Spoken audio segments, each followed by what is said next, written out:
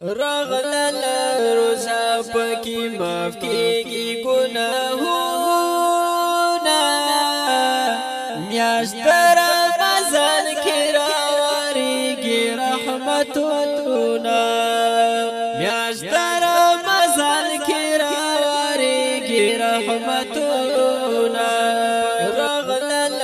روزا پکی معاف کیږي ګناهونه میاشت رمضان کې راوړيږي رحمتونه میاشت رمضان کې راوړيږي رحمتونه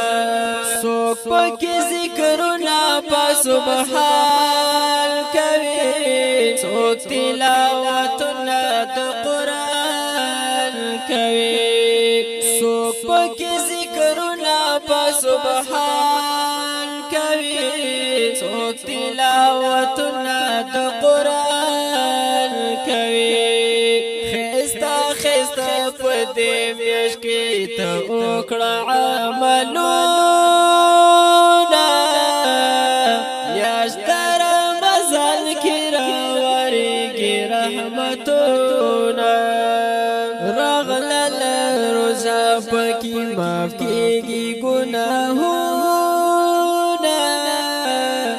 میاشت رمضان کې راوړيږي رحمتونه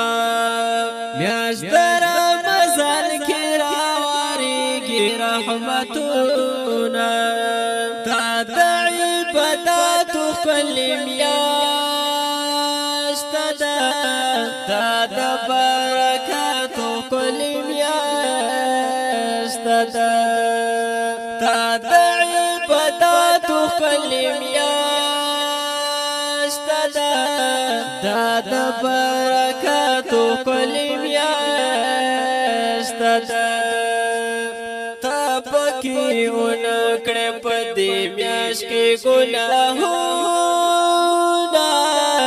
میاشت رمضان کې راوړيږي رحمتونه رغلل روزا پکې معاف کیږي ګناهونه میاشت رمضان کې راوړيږي رحمتونه میاشت رمضان کې راوړيږي رحمتونه څوک وی کا غریب او که څوک خان وي څوک وی کا غریب او که څوک خان وي امیر حکر شاعري کې ډېر یخې د خوندونه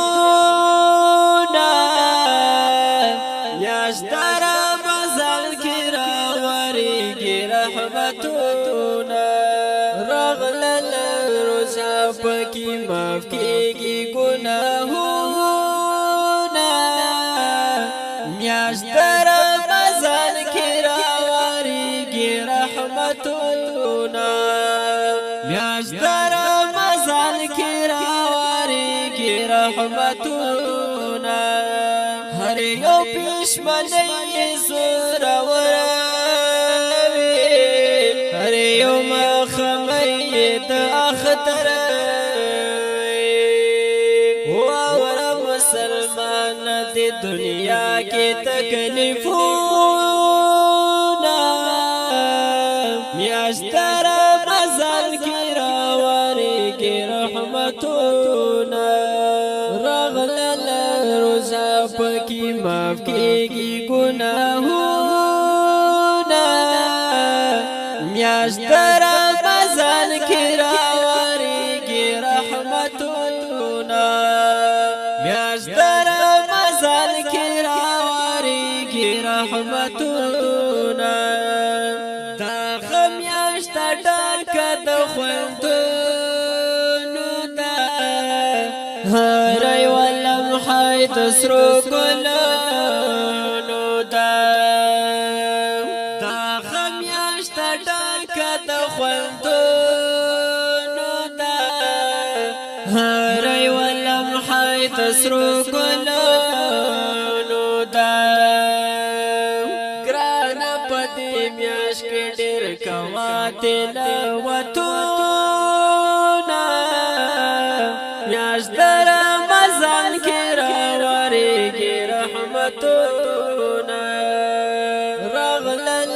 روزه پکې معاف کېږي ګناهونه میاش در رمضان کې راورېږي رحمتونه میاش در رمضان کې راورېږي رحمتونه